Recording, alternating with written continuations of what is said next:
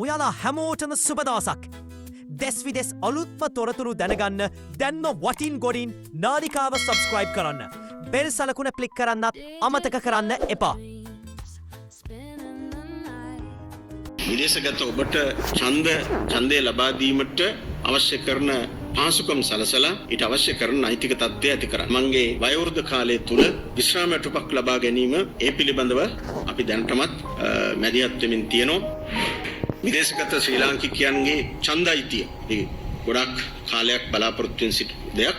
ඒ ඡන්ද අයිතිය ඔබේ අයිතියක්. ඒ වහාම ලබා දිය යුතුයි. ඒ ප්‍රතිපත්තිය අපි එදත් හිටිය අදත් ඉන්නවා. ඒ නිසා ඔබේ ඡන්ද අයිතිය ලබා දීම සඳහා දැනටමත් රාජ්‍ය පරිපාලන අමාත්‍යාංශය මගින් විශේෂ කමිටුවක් පත් කරලා තියෙනවා. ඒ හරහා අපි බලාපොරොත්තු වෙනවා විදේශගත ඔබට ඡන්දය ලබා දීමට අවශ්‍ය කරන පාසුකම් සලසලා ඊට අවශ්‍ය කරන නෛතික තත්ත්වය ඇති කරන්න.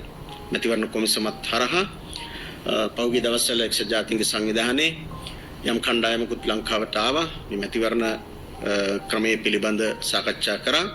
ඒයගේ සහයෝගය ඇතුව ලෝකයේ විවිධ රටවල විසිරලා ඉන්න ශ්‍රී ලාංකිකයන්ට ලංකාවේ ඡන්ද අයිතිය ලබා දීම සඳහා ක්‍රමවේදයක් සකස් කරන්න දැන් අපි ආරම්භයක් තියලා තියෙනවා. ඒ කටයුත්තත් යථා කාලෙදී සම්පූර්ණ කරන්න අපි බලාපොරොත්තු වෙනවා. ඒ වගේම විදේශගත ශ්‍රී ලාංකිකයන්ට යම් කාලයක් රැකියාවල නියුක්ත වුණාට පස්සේ තමන්ගේ වයෝවෘද්ධ කාලය තුල විශ්‍රාම වැටුපක් ලබා ගැනීම ඒ පිළිබඳව අපි දැනටමත් මැදිහත් වෙමින් තියෙනවා. දැනට එහෙම ක්‍රමයක් තියෙනවා. නමුත් ඒක සාර්ථක ක්‍රමයක් නෙමෙයි. ඒ නිසා මීට වඩා වැඩි මුදල් ප්‍රමාණයක් විශ්‍රාම වැටුප විදිහට ලැබෙන අලුත් ක්‍රමවේදයක් හඳුන්වා දෙන්න සමාජ සේවා අමාත්‍යාංශයත් විදේශ සේවා නියුක්ති කාර්යාංශයත් ඒකාබද්ධව සමාජ සේවා දෙපාර්තමේන්තුවේ තියෙන අරමුදල පාවිච්චි කරලා අපි විදේශගත ඔබ සියලු දෙනාට දායක විශ්‍රාම වැටුප් ක්‍රමයක් ඒකත් අවධාරණය කරන්න ඕනි.